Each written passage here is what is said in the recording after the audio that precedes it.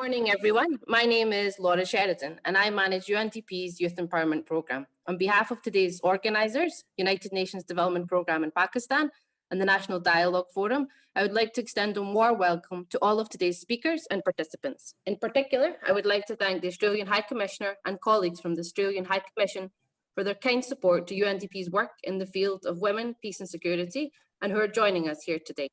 It is a great pleasure for us to launch today's webinar on the role of young women in peace and security, especially given that today is the International Day for the Elimination of Violence Against Women. Without further ado, I will pass over to Mr. Amir Goraya, Assistant Resident Representative for UNDP Pakistan, to give the opening remarks for today's webinar. Over to you, Amir. Good morning, everyone.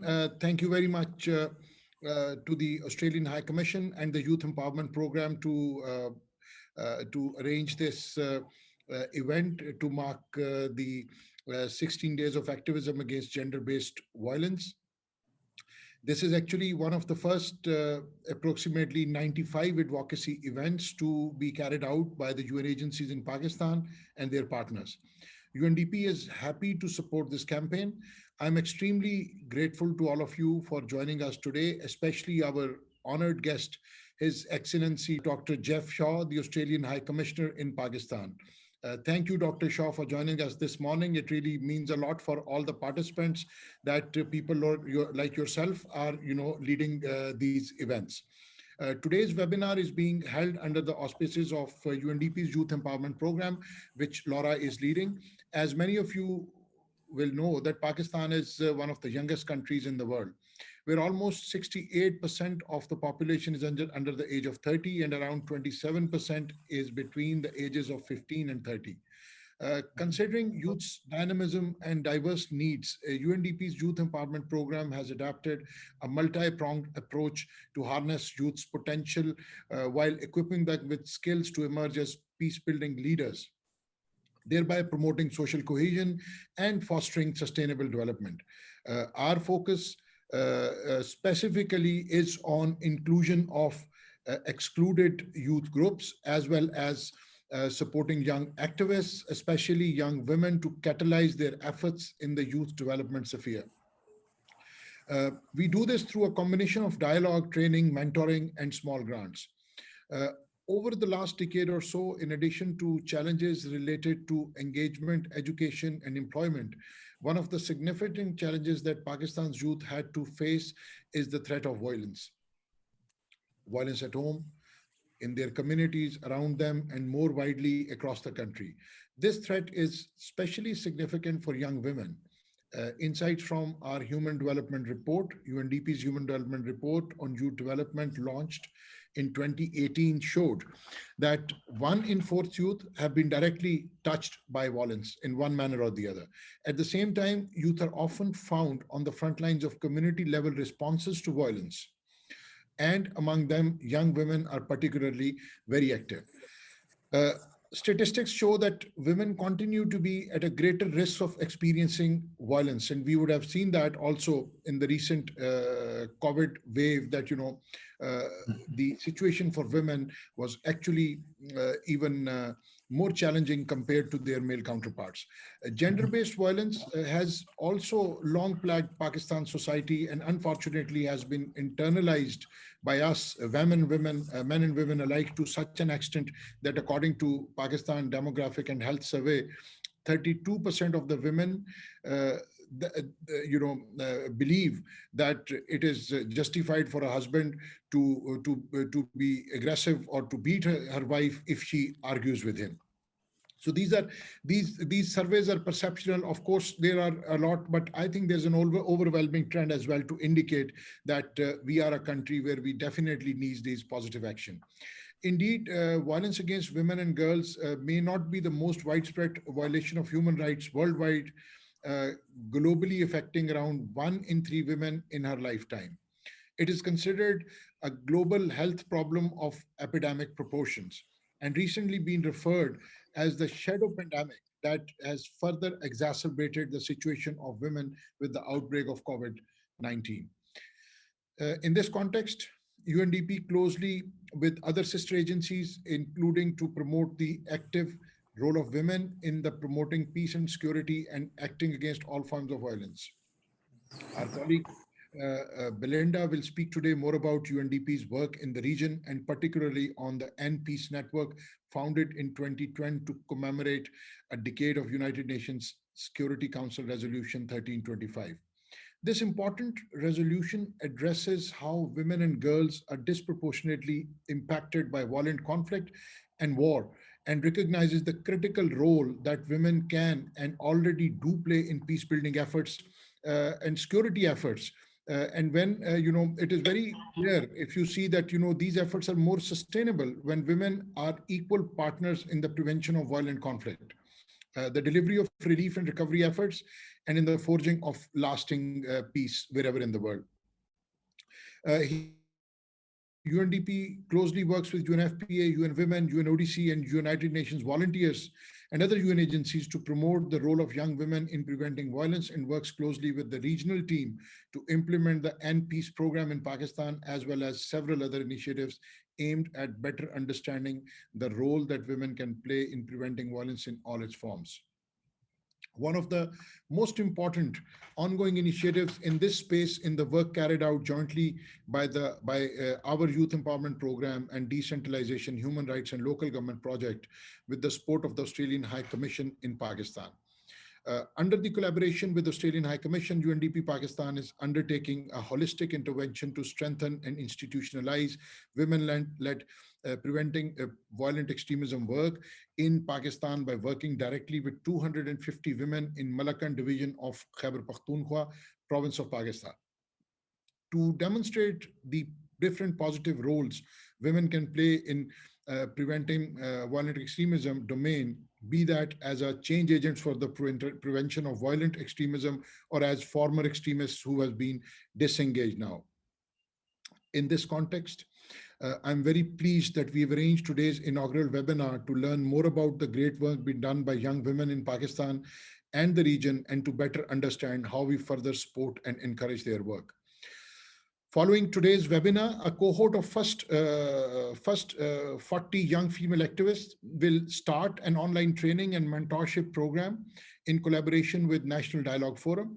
We hope to continue to expand this initiative to more young women and to build on existing networks, mentorship networks in Pakistan to further promote, guide, and support the incredible work being done in the women, peace, and security field. Lastly, I would like to extend my warmest thanks to all organizations who have contributed to this important effort.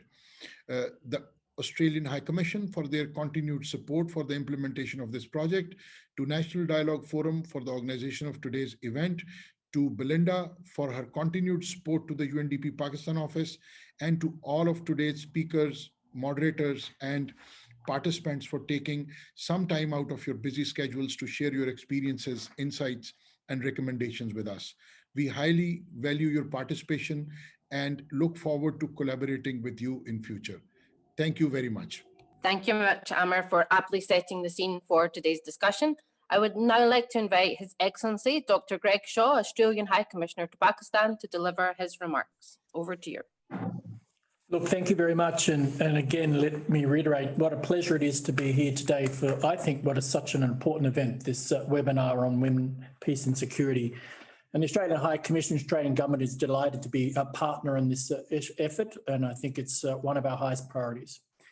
But this is particularly important as well because we celebrate, as we heard, 20 years of UN Security Council Resolution 1325, as well as today marking the International Day to eliminate violence against women. Gender inequality prevents durable peace in societies. Gender inequality is not only the root cause of violence against women, but it's also devastating for individuals, households, and communities. Just today, I see that Pakistan's cabinet is considering to strengthen legal punishment for one of the most heinous crimes of gender-based violence, rape. While Australia welcomes efforts to bring justice to the victims of violence, we oppose the death penalty in all circumstances for all people in all countries. There must be a victim-centred approach with a stronger focus on safe places for women and bringing these crimes to justice. the status of women is considered the single most reliable indicator for conflict and conflict prevention in states and communities.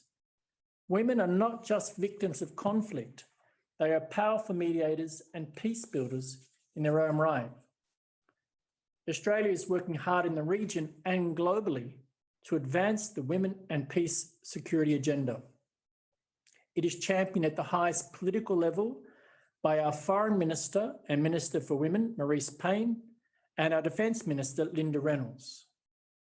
Australia was one of the first UN member states to develop a national action plan on women in peace and security. Because as with all of our work, we must integrate women into peace and security at the highest institutional, political, and policy levels, into national security, policing, diplomacy, and defence. Women play a key role in peacekeeping around the world, and both Australia and Pakistan have committed to increase their contingent of women peacekeepers. Women now make up 27% of all Australians serving in UN operations around the world. And Australia's Major General Cheryl Pearce is currently Force Commander of the UN peacekeeping mission in Cyprus. Pakistani women peacekeepers are also making contribution to international peace, including through the first ever peacekeeping Pakistani female engagement team, where 15 Pakistani women are leading and serving in the Democratic Republic of Congo. On all of these efforts, first must come gender equality. Australia has long supported Pakistan in its efforts to increase gender equality. We recognise, however, that during COVID-19, this is more important than ever. When we're seeing women on the front line, whether as healthcare providers, security personnel, or carers responding to COVID, all the while facing greater risks of infection and unfortunately global domestic violence across the globe. That is why Australia is helping women to access online and mobile counselling during COVID. We're partnering with the UN, for example, UNFPA, to deliver gender-based violence support services to more than 80,000 women in KP and Baluchistan. We're also working to promote women's economic empowerment in the public and private sectors. For example, we're actively supporting the Male Champions of Change Pakistan chapter to cultivate the next generation of women leaders in business. And in September, for example, we launched a Women in Law initiative to increase representation of women in legal institutions, from lawyers, judges, and academics. Which brings me to today's event. Australia is very pleased to partner with UNDP on this Women's Youth, Peace and Security project.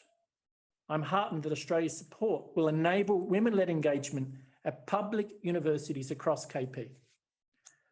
Where the voices of women are empowered, communities are safer and more peaceful.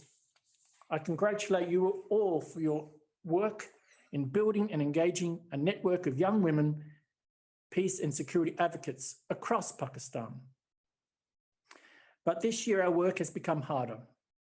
COVID-19 is exacerbating violence globally and disrupting peace efforts.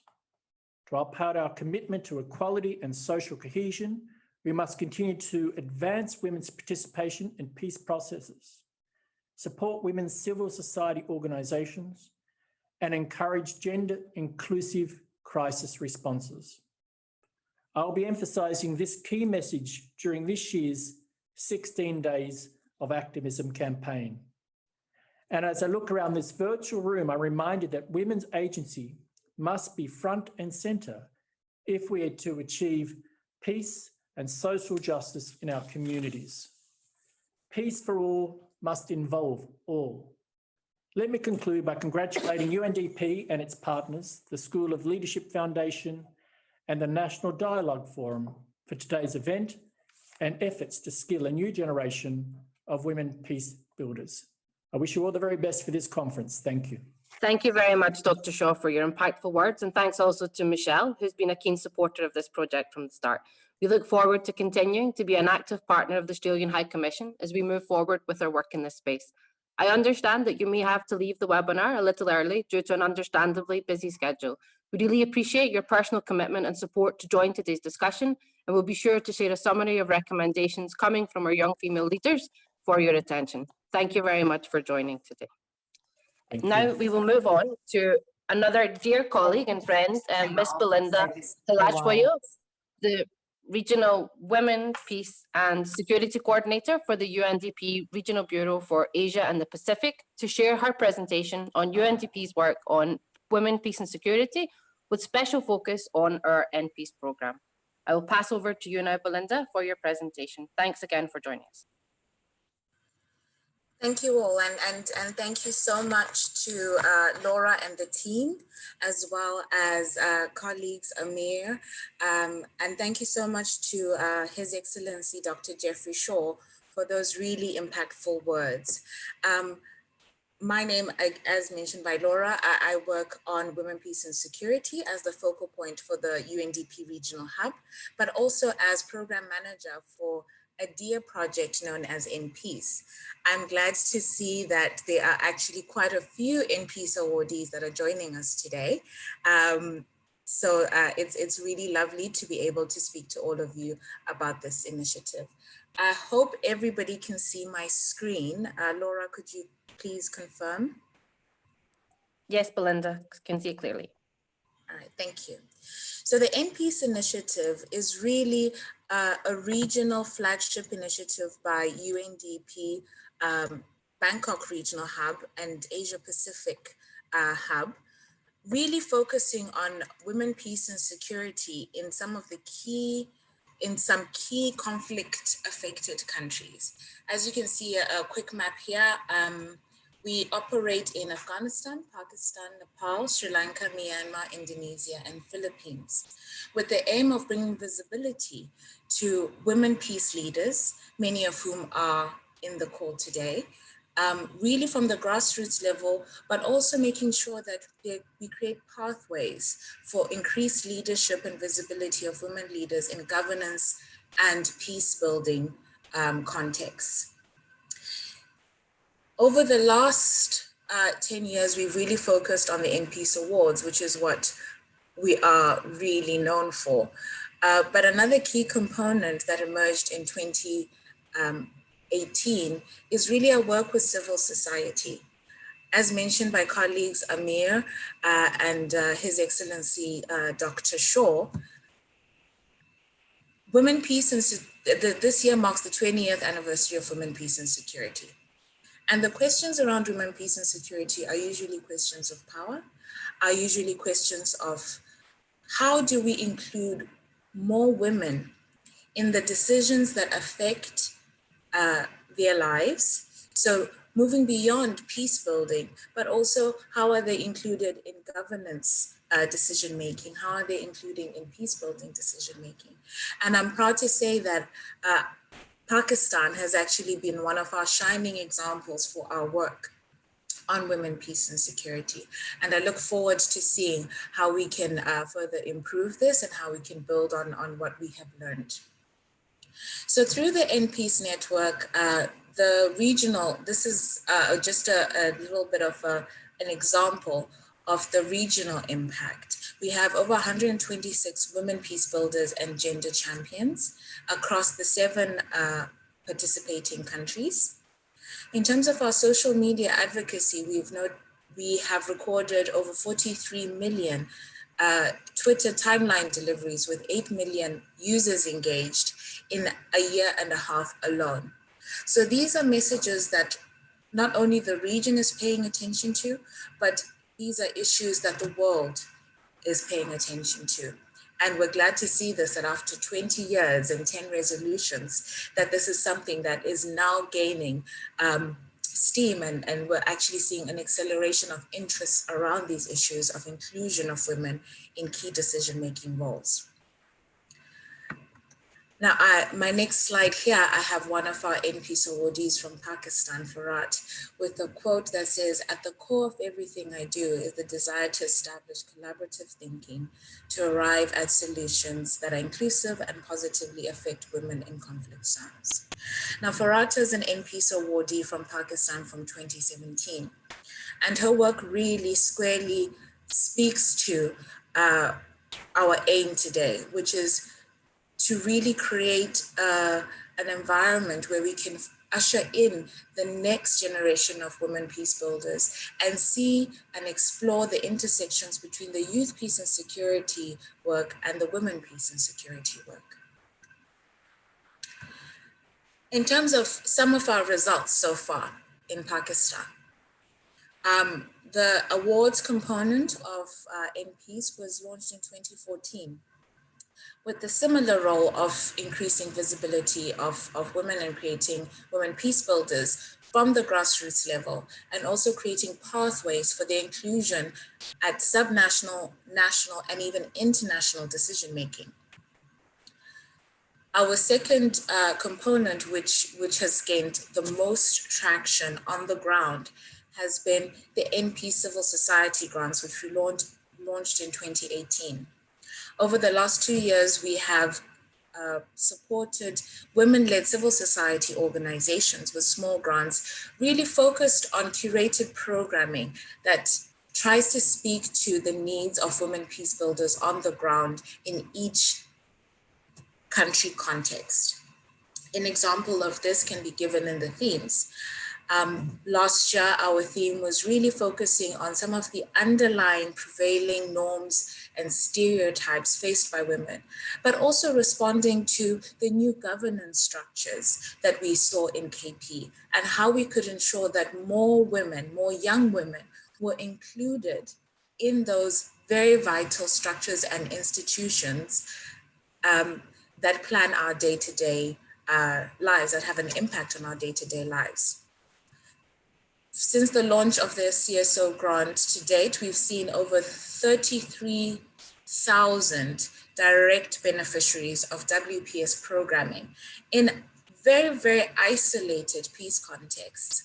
And this is really in Pakistan alone. So this is not just looking at our impact globally, but as you can see from this, it's really, the work in Pakistan is magnified, really giving us a sense. It's a testament to the great work that the Pakistan Country Office does in collaboration with NP's CSOs and awardees, but also testament to the grave need for us to focus on these issues. Now, the key themes that we've looked at in Pakistan are addressing social norms and root causes of marginalization, responding to the changing governance structures, facilitating greater interaction between youth peace and security and women peace and security, and also strengthening agile community mechanisms for response to preventing violent extremism. And as we've seen with the rise of COVID, the growth of misinformation, the growth of disinformation and hate speech, and that impact that it has on communities and entire states.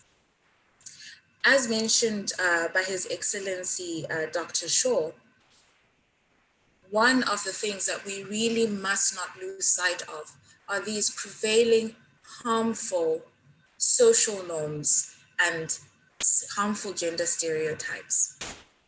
Now, according to the recent Women, Peace and Security Index from 2019 to 2020, our region continues to really be one of the second highest in the world to have prevailing norms and gender norms and harmful stereotypes against women.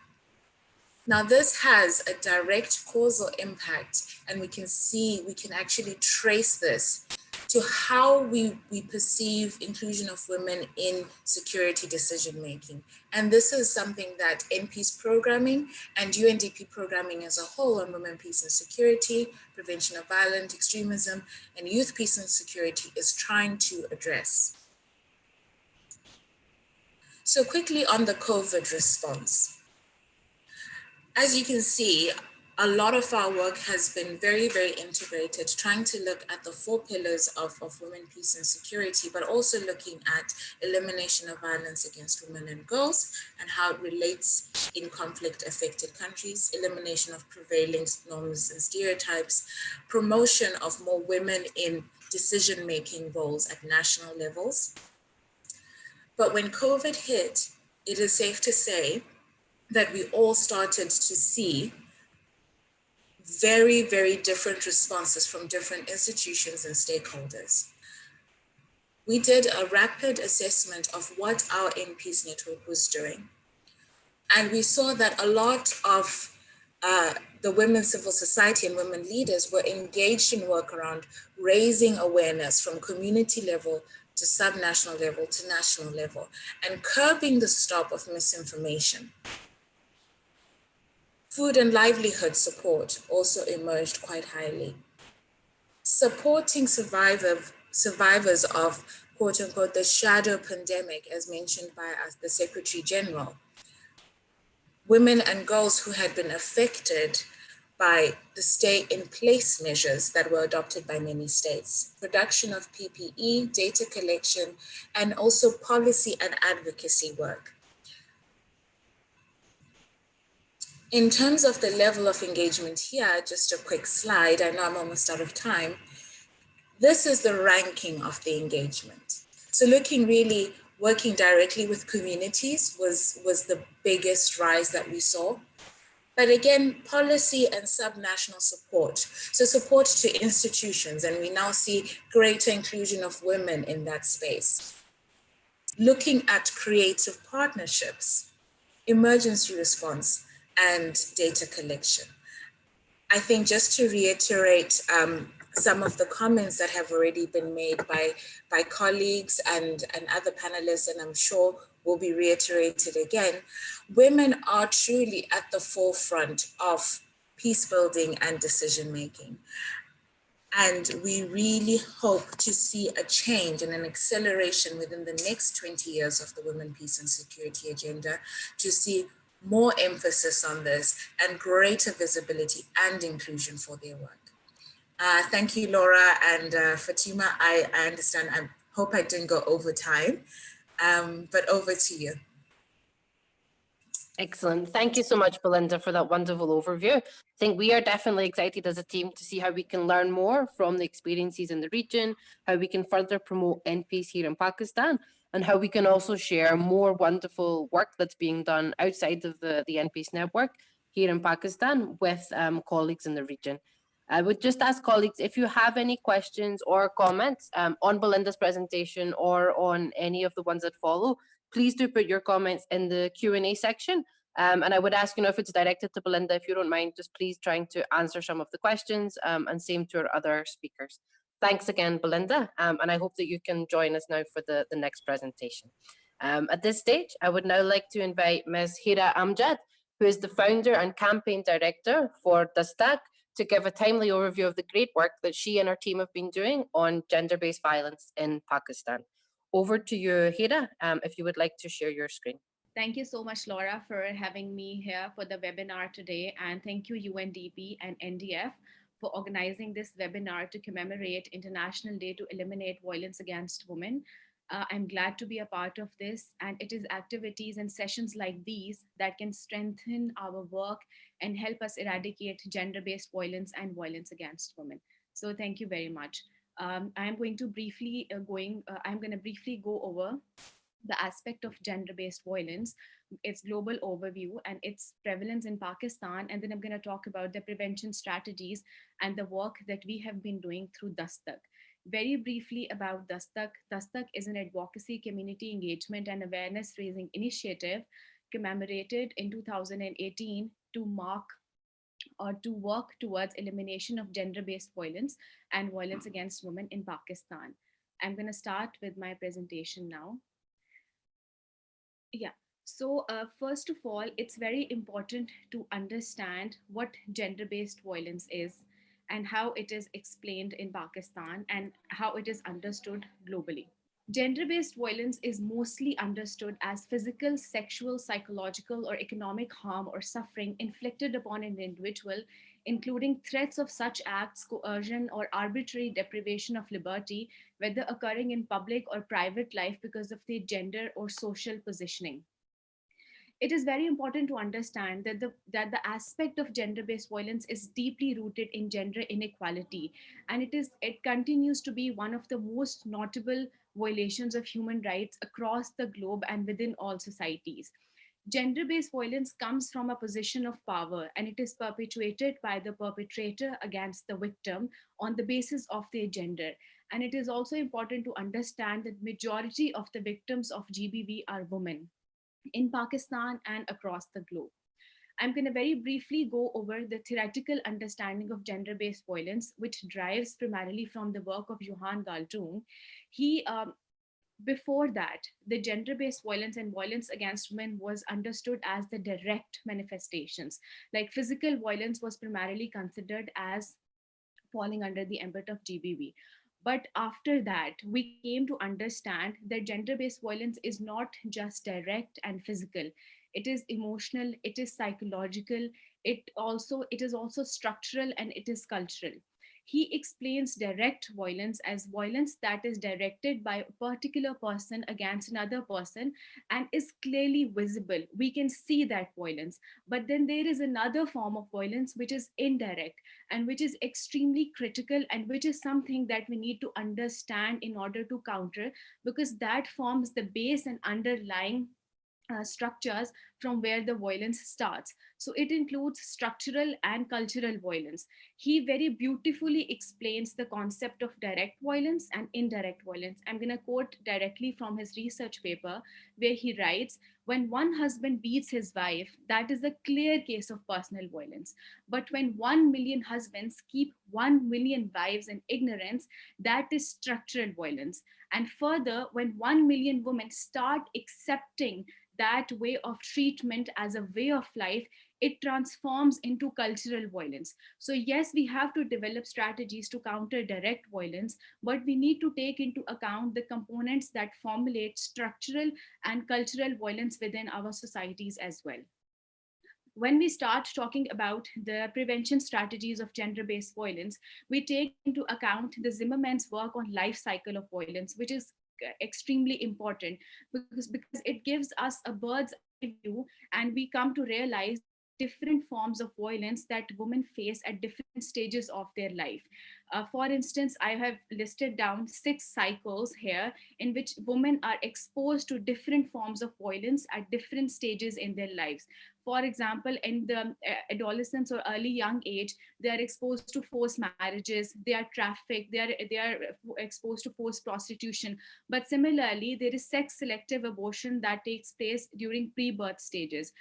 Likewise, during reproductive ages, women are exposed to honor killing, dowry killing, intimate partner violence, and sex trafficking. So if we take into account life cycle of violence, we are in a better position to develop prevention strategies to counter gender-based violence. Now, briefly, I'm going to give you a global overview of gender-based violence, and then I'm going to move towards the prevalence of GBV in Pakistan and the prevention strategies.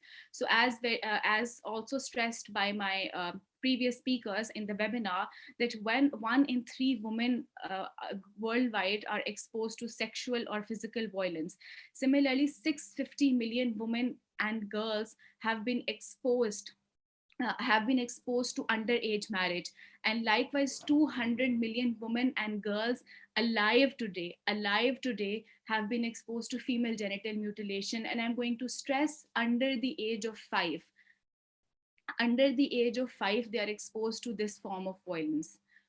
I'm going to move to gender-based violence in Pakistan and why it occurs here. Pakistan is currently ranked as at 151 out of 153 countries in the Gender Gap Index. And similarly, it is considered as the 6th most dangerous place for women by a research study conducted by Thomas Reuters Foundation.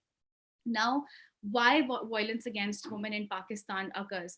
There are multitude of reasons, but 2 important reasons that I would like to stress today on this day are: it is normalized and complemented by rigid gender roles in the society, number 1, and number 2, lack of realization among the victims that what is happening to them is wrong. I have traveled extensively across Pakistan. I have conducted activities in former FATA, which is North Waziristan, then in Balochistan, South Punjab, and Sindh. One of the common patterns that I have encountered while interacting with survivors of violence is their lack of recognition that what is happening to them is wrong, their lack of understanding towards the aspect, towards the fact that whatever it is that they are being exposed to within their households, by their husbands, by their fathers, is wrong, that falls under the ambit of violence. And then there are laws that protect them, but the problem is this disinformation between the victim and the essential services. That is why we have a widespread prevalence of violence against women in Pakistan. The most prevalent forms of GBV in Pakistan, like the rest of the world, include emotional abuse, financial abuse, psychological abuse, sexual abuse, and physical abuse. And the most prevalent types of GBV include domestic abuse, rape and sexual violence, honor killing, harassment, acid attacks, sex selective abortion, forced conversions, female infanticide, and the list goes on. Here, I would like to stress that in the wake of COVID-19, because of the shadow pandemic, we received a multitude of complaints from the survivors regarding violence from intimate partners. And time and again, we have collaborated with Ministry of Human Rights, and we have referred cases to online counseling services and legal aid as well. So the world and Pakistan has seen a spike in domestic violence cases. Like currently at present, that is the most prevalent and eminent form of violence that we need to deal with, and we need to develop strategies to overcome it. Briefly about the statistical prevalence of GBV in Pakistan, 5,000 women are killed per year from domestic violence. 56% of women who have experienced one or other form of physical or sexual violence in Pakistan have not sought any form of help. These statistics have been taken from the recent report prepared by the government of Pakistan in the wake of shadow pandemic. And I would also like to stress that in Pakistan, only 3% of rape and sexual assault cases end up in conviction. Now, what we need to understand is that these statistics only include the number of reported cases, and we still do not know the entire magnitude of prevalence of these forms of violence against women in Pakistan. The data is missing, and the data which has been recorded is only on the basis of reported cases. So we can only imagine the true magnitude of the prevalence of these problems. Now, why gender-based violence happens in Pakistan? Yeah. The majority or the most commonly quoted reasons could be poverty, illiteracy, unemployment, religiosity, misinterpretation of religious text, inequality, gender norms. All of these things definitely put women at a disadvantage, but most importantly, the structural and cultural normalization of stereotyped gender roles and acceptance of violence by majority of the actors within the society and within households is one of the prime reasons why GBV exists in Pakistan, as explained by Johan Galtung earlier. Similarly, lack of realization, as I have earlier explained, among the survivors or victims of violence. Disconnect of information between survivors and essential services. Now, when my team and we started Dastak, the whole idea was to create a resource platform in Pakistan where gender-based violence survivors or victims can access help to essential services. They would know what sort of counseling services are available, what mediums of legal aid are available to them, what sort of helplines are there. This data is not currently present on a one uniform platform. So this disconnect of information between the survivors and essential services is something that further perpetuates violence, because they don't know how to seek help, where to go to seek help, whom to reach out to. And lastly, as I've already stressed, dearth of actual statistical data to gauge the true prevalence and magnitude of gender-based violence, because that is needed to develop prevention strategies. to come up with effective strategies. I would give you just one example. For instance, whenever we go to Balochistan to conduct focus group discussions with men, because we have this program in which we take men as change agents on board.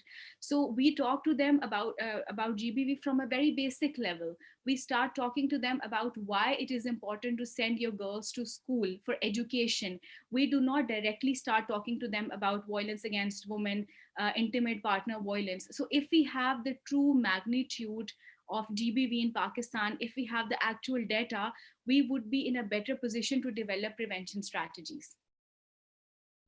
I'm briefly going to go over the existing prevention strategies of gender-based violence in Pakistan, and then I'm going to go over my recommendations on the basis of the work that we have been doing and the research that I have been conducting.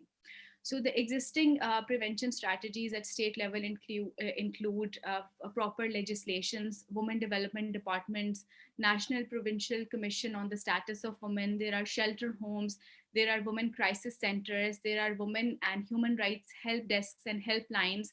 In the wake of shadow pandemic, the governments, provincial governments have also established WhatsApp groups and online help avenues, particularly in Sindh, to provide immediate help to the survivors, or as we call them, victims of violence in case of domestic abuse. But I would like to stress, these are not enough. These are definitely not enough. All of us in our individual capacities have to work to eliminate GBV. How? I'm going to briefly go over that. So first, what is it that we need to take into account? The misperceptions around gender-based violence and lack of its recognition as a human rights violation. I'm just going to briefly go over the motorway incident. It happened very recently and it's fresh in our memory. And we all remember the statement that was given by one of the person who was directly working on the case. So there is this culture of victim blaming and shaming in our country, which prevents people from recognizing gender-based violence as a human rights violation. So while developing prevention strategies, we need to induce behavior change work that can help us overcome this culture of victim blaming and victim shaming. Furthermore, we also need to take into account the lack of safety nets present for the survivors of violence. Like for instance, if a woman goes and reports what's happening to them, what assurances we can give them that you will be safe and secure after reporting this specific violation that has been done against you. So we need to work on the support systems for survivors of violence. And lastly, we also need to take into account the emergency situations like we have been dealing with right now. When COVID pandemic happened and there was a spike in cases of domestic abuse and otherwise, so immediately no proper support mechanisms were in place. So we need to work on them. We need to bring on board a multitude of stakeholders onto one platform. We need to collaborate with civil society actors in order to increase our outreach of provision of essential services to survivors. What sort of GBV prevention recommendations I have in mind on the basis of the work that we have been doing. So first of all, we need to shift our strategy and we need to start calling the victims survivors. I personally believe that when you talk to them from the perspective that they can be actors and change agents in our fight against violence, it gives survivor a sense of empowerment, a sense of accomplishment, and it gives us a better focus and agency as to what it is that we are dealing with. So we need to take into account the perspective of the survivors while designing prevention strategies for gender-based violence. Secondly, transformation of norms and behaviors. I strongly believe that we need to start from the basic level. The young girls and boys at school, they need to be taught about the concept of consent. They need to be taught about the concept of space. They need to be taught about that how masculinity and femininity are not, masculinity is not just associated with men in power or in the position of power or as the role of a provider or the breadwinner of the family. And women need to be taught that they can also participate in all tiers of the society, just like men. So we need to transform these norms and behaviors from a very early age. We have to start from schools, we have to start from universities, we have to come up with youth programs on the I think left side of your screen, there is a picture in which we are sensitizing lady health workers in Shikarpur on different forms of gender-based violence and how they can report an FIR, what kind of helplines and essential services are available for the survivors of violence. So through these 40 lady health workers, we had access to around 10 villages in Shikarpur and Sindh. So we need to pick up stakeholders from the society who have a wider outreach at grassroots level. We have to train them so that we can send across the message in the society that how victims and survivors of violence can access help to essential services. Most importantly, we need to work with men. We need to work with them, and we have to engage them and other stakeholders in order to counter gender-based violence holistically. You can see another image in which we are conducting a focus group discussion with village elders, prayer leaders, and civil society representatives working in Sindh.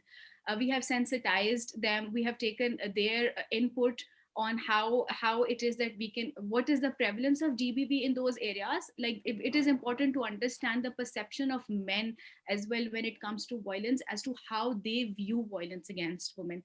What is their perception regarding GBV, so that we can incorporate into our prevention strategies as well. Further, on number 4, we have to re-strategize the role of bystanders in preventing violence against women.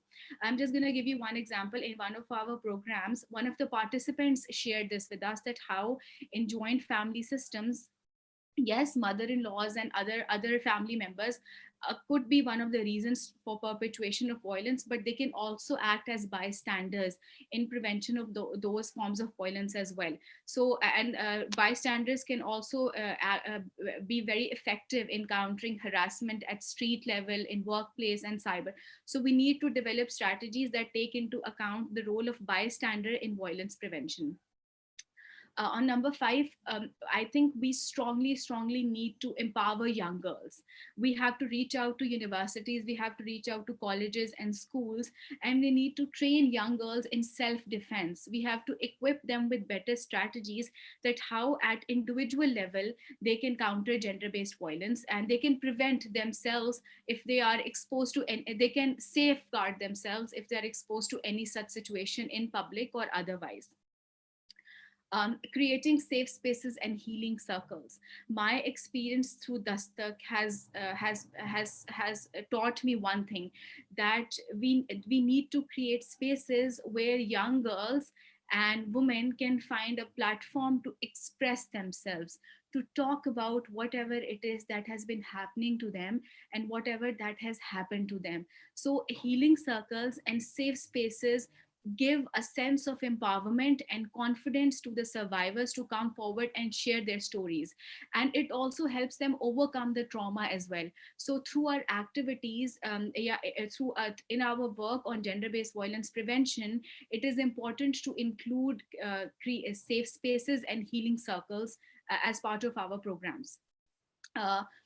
Mass sensitization through creative interventions. I strongly believe that using art is one of the most effective ways to induce behavior change at grassroots and community level. As part of Dastak, we have produced short films on gender-based violence. We have done creative public service messaging on auto rickshaws and bus, as you can see in the image, on buses across Sindh, Balochistan and Punjab. We have also conducted street art activities in collaboration with artists in Lahore. So these kinds of activities can go a long way in reinforcing positive messaging in the mindset of the masses. Yes, we received backlash as well, but then you have to keep going, you have to keep striving, and you have to keep finding those small loopholes where you can actually infuse the positive messaging that can be effective in countering gender-based violence. Number 8, I believe digital media advocacy and awareness raising is extremely important. If one thing the shadow pandemic has taught us, it is the power of social media in reaching out to masses and creating awareness. All the essential services that we provided to the survivors of violence was through digital media. Online counseling, we gave them, we connected them with lawyers for online legal aid. We shared information regarding essential services and helplines through our social media. So the campaign Dastak reached out to around 20 million people through its Facebook and Instagram, and we provided direct support to hundreds of survivors of violence in Pakistan through just Instagram and Facebook. So we strongly believe that in GBV prevention strategies, we need to take into account digital media advocacy and digital media awareness raising. Furthermore, there are a few other recommendations that I think we should be a part of GBV programming, like strengthening the capacity of public sector and civil society partners to prevent and respond to GBV, capacity building activities and sessions with essential service providers in order to improve access to justice and gender responsiveness. Now, the role of police officials is extremely important here. Like so many complaints that we receive include that we went to the police station, but the police officials were not cooperative, and there is this lack of women police officers at police stations. So these are the things that we need to work on while we talk about GBV prevention in Pakistan. Furthermore, training and capacity enhancement of parliamentarians is extremely important in gender responsive language, like how they can present the subject of gender-based violence in the National Assembly, what needs to be talked about, what is the gender sensitive language in this regard, how they can improve their oversight on issues pertaining to violations of human rights, particularly gender-based violence. I strongly believe that we need to develop strategies which would bridge the disconnect between the parliamentarians and the public. We should organize public hearings in which they can communicate with each other. The people can speak to parliamentarians regarding the problems that they are faced with. So this would actually help us develop a holistic GBV prevention strategy or program in Pakistan. And lastly, as the previous speakers have already stressed, and I'm going to stress once again, that we need to take into account the perspective of the survivor. People who we are working for, they should be part of the programming. We must introduce survivor-centered approach, which means we have to prioritize their needs, their rights, and their wishes. We have to give them complete security. We have to give them the confidence that yes, we are working for you, we are here for you, and we are going to help you overcome this vicious cycle that you have been exposed to. Towards the end, I'm just going to share this one picture with you. It shows the healing circles that we usually organize with university students and women in the community. And I'm just going to stress that today, on International Day for Elimination of Violence Against Women, we pledge that we are going to communicate with, believe, and support the survivors of violence. We are going to make them feel empowered that we are with them, we are standing with them. And I'm just going to share one small experience with you, that when we organize these circles, every woman has a story to share. So in this circle, we had 30 young girls, and we had 30 stories of courage, bravery, and resilience. Each and every one of them had faced either harassment or abuse or violence in one form or the other during their lifetime. So the most we can do is we can be with them, we can make them feel at home, and we can give them a platform where they can come and share their stories. And with this, I'm going to conclude my presentation, and thank you so much for the time once again, UNDP and NDF. I hope we can take forward this collaboration, and we can come up with something that and we can work together in future. So thank you very much.